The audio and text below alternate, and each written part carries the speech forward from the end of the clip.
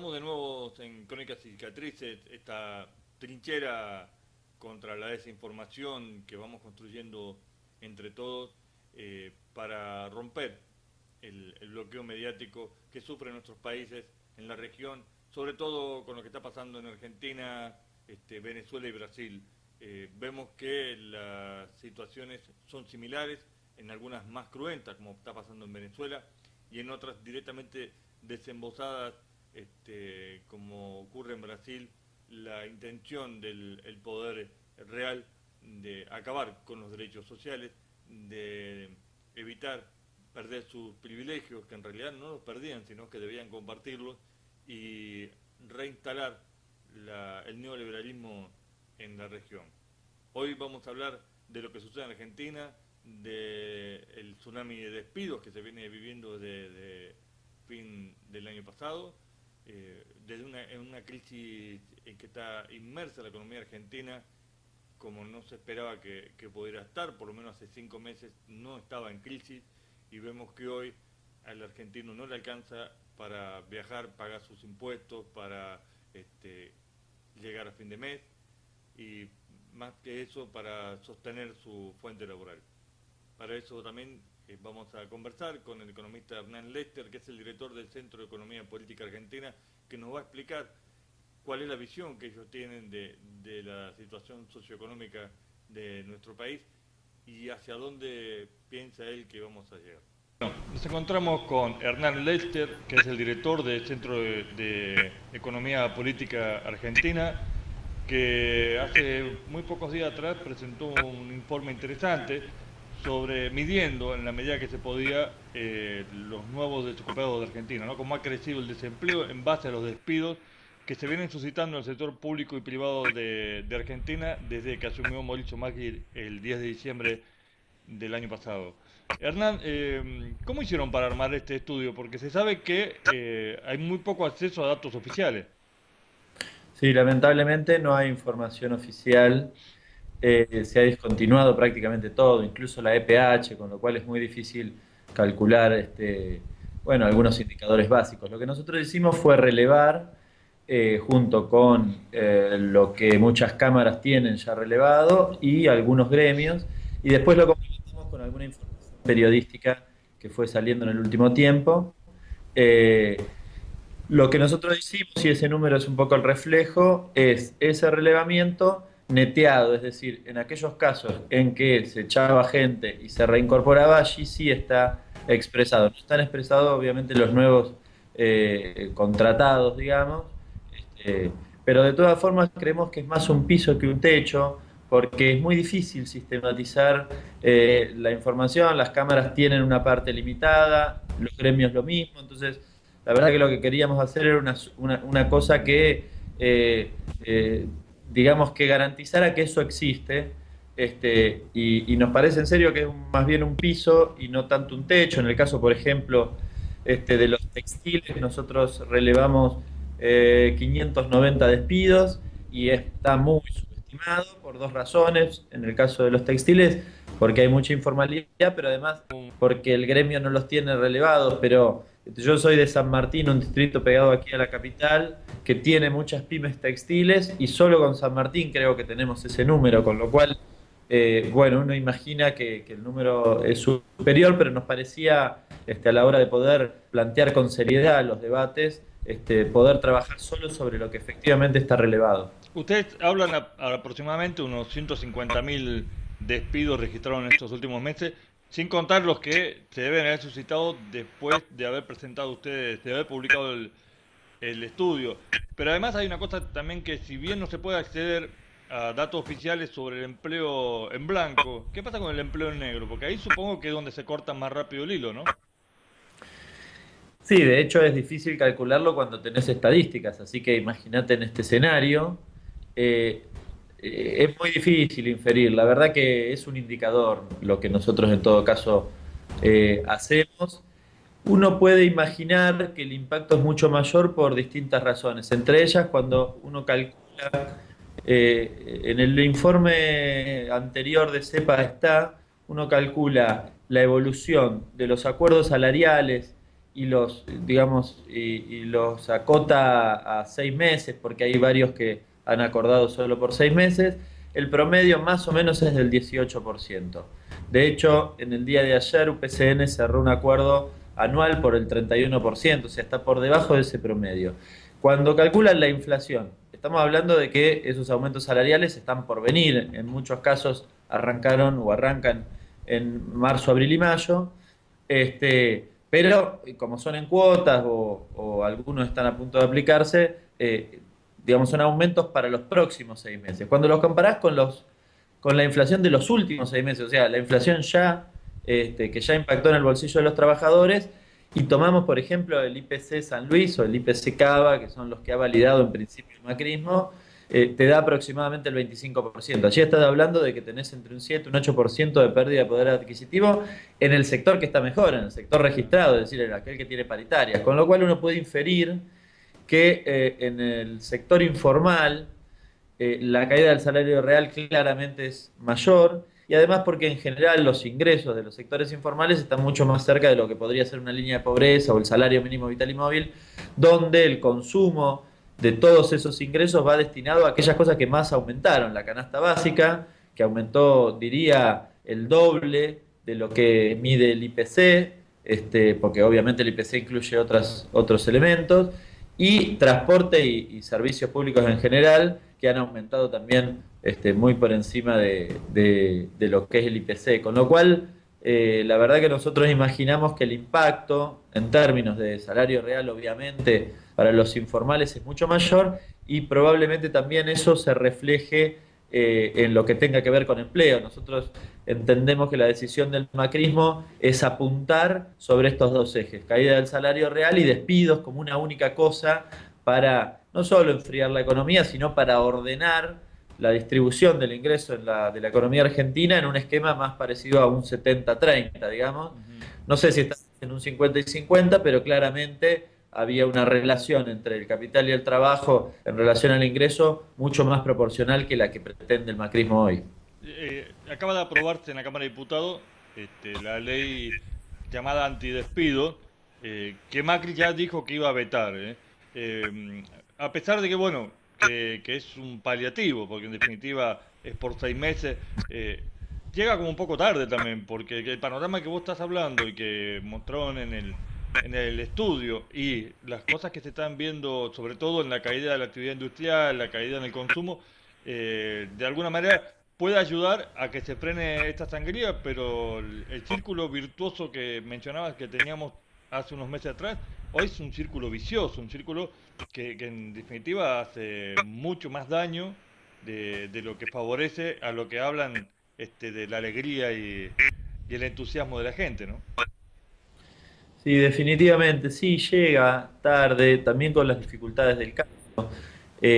Una de las propuestas era retroactiva, entiendo que la que se votó en diputados iba a senadores del Frente para la Victoria, era retroactiva el 1 de marzo, eso era un poco mejor, pero de todas formas no resuelve, no resolvía lo que pasó, ni resuelve de cara al futuro. Por la siguiente razón, en realidad yo coincido contigo que lo que puede hacer esta ley es, digamos, detener la sangría de los despidos que tenemos hasta hoy o que pueden venir en el futuro, pero no resuelve la cuestión económica de fondo o la cuestión del empleo en definitiva de fondo, que es que tenemos un mercado de trabajo que es expulsivo en virtud de las decisiones económicas que ha tomado el macrismo desde el 10 de diciembre para acá. Recién yo mencionaba, si te cae el salario real, si además tenés una ola de despidos significativa, si además vos abrís las importaciones, si aplicás un tarifazo fenomenal, que sobre todo en las pymes y en el sector industrial ha sido un duro golpe. Bueno, todo eso resiente el mercado interno, con lo cual uno observa, imagina, entiende que no es que en el futuro vamos a estar mejor y por lo tanto difícilmente haya intenciones de contratación. Acá fue muy sintomático que de una semana a la otra pasamos de discutir la ley del primer empleo, que supuestamente iba a generar miles de millones de empleos, a la semana siguiente pedirles por favor a los mismos empresarios que no echen gente, digamos, o algún diagnóstico que era equivocado o el otro era equivocado. y pasó efectivamente con una semana de diferencia. Bueno, eh, pero insisto, digo, si el mercado interno no reactiva, si además el mercado externo tampoco dinamiza, lo que ha pasado desde el 10 de diciembre es que hemos devaluado nuestra moneda al 50% y sin embargo han caído las exportaciones, excepto en las exportaciones primarias, que claramente no generan empleo, con lo cual uno imagina, bueno, ¿y cuál es la razón para que un empresario de afuera o de acá venga a invertir? No es abaratar el costo de echar a una persona o de contratar a una persona, sino que tenga posibilidades reales de vender, producir y vender. Y esto es lo que no se está planteando desde el gobierno. Es más, yo creo que con la mirada económica que tiene el equipo de gobierno macrista, cuando los datos no se adecuan a su realidad, no es que pegan un volantazo y pretenden modificar las cuestiones o la mirada económica, sino que lo que hacen es profundizar esa mirada económica. Es decir, si hay mayor desempleo, el planteo es, hay demasiadas rigideces o todavía no flexibilizamos lo suficiente el mercado y por lo tanto tenemos que seguir flexibilizándolo, con lo cual es de imaginar que en el futuro recorran este camino. Lamentablemente, al margen de hoy nos despertamos y el diario Clarín ahí con el titular de que, bueno, algunos beneficios sociales, etcétera, haciendo un poco de alaraca de la gente que se había anotado en la tarifa social, y la realidad es que eso es un paliativo que no llega a resolver todo lo que le quitaron a los trabajadores previamente. Por poner un caso, en el caso de la energía, aunque se anoten en la tarifa social, la exigencia es que consuman 20% menos de energía. Eso es virtualmente imposible porque el consumo el consumo de energía es relativamente estable según el momento del año, digamos, y por lo tanto es muy difícil que vos reduzcas tu consumo el 20%. Además no hay práctica en ese sentido, con lo cual la verdad que difícilmente tenga un impacto real. La realidad es que las medidas que han tomado en términos sociales, bueno, creo que no, son un paliativo que no llegan a resolver ninguna de las cosas de trazo grueso que han tomado en términos de decisiones económicas que favorecen claramente un sector que es el sector concentrado de la economía, mucho más poderoso que el resto, ¿no? Por parte del gobierno argentino también se hacía hincapié en que culpabilizar la situación económica de Brasil a la restricción del mercado externo para Argentina, dado que somos los principales socios de Mercosur y que gran parte de las exportaciones industriales de Argentina van a Brasil. Sin embargo, la situación en Brasil está peor, ¿no? Con el golpe, no solo significó un golpe para destituir, o por lo menos por ahora apartar por 180 días del cargo a Dilma Rousseff, sino que se está verificando un cambio en la matriz del proyecto político de Brasil. O sea, cada vez más parecido a lo que pasa en Argentina, pero en mucho menos tiempo, y los indicadores económicos que están dando hoy en Brasil a futuro son peores que los que había antes. O sea, pero sin embargo, parece que el gobierno de Cambiemos aplaudía la situación de Brasil hoy, Sí. ¿no? Sí, sí, efectivamente. Yo creo que se dejaron llevar por la mirada política y su deseo de que Dilma no fuera más presidenta, porque en términos económicos, como vos bien decís, ninguna de las cosas que vaya a ser aquellos bueno, tomaron por asalto el gobierno en Brasil, pueda favorecer a la Argentina en términos económicos. El planteo es ajuste fiscal. El ajuste fiscal a la Argentina no le va a venir bien, el ajuste fiscal de Brasil no le va a venir bien, claro está. Y alternativa B, que en principio ustedes deben saber mejor, pero por lo que hemos leído, bueno, se plantea una devaluación, no en este momento aparentemente, pero cuando uno observa un poco el proceso, imagina, y la mirada económica de estos actores, imagina que tarde o temprano van a recorrer ese camino. Otra de las cosas que tampoco favorecería a la economía argentina, así que la verdad que estamos en un brete importante. Efectivamente, Brasil es el principal socio argentino, y realmente lo que ha pasado previo, digamos, y sobre todo en campaña respecto de lo que Cambiemos ha intentado instalar, es que la Argentina tenía un problema en el sector externo, resultado de que Cristina Fernández de Kirchner se peleaba con el mundo y con todos los países y por eso no le compraban. Y uno podía vender, no podía exportar. Y la realidad es esto que mencionaba recién. Devaluamos el 50% y sin embargo lo que hay es un problema de demanda. Bueno, Brasil está viviendo lo que está viviendo, pero ya venía en un derrotero complicado en términos económicos, pero tampoco ni China, ni Europa, ni Estados Unidos nos compran más que antes, con lo cual,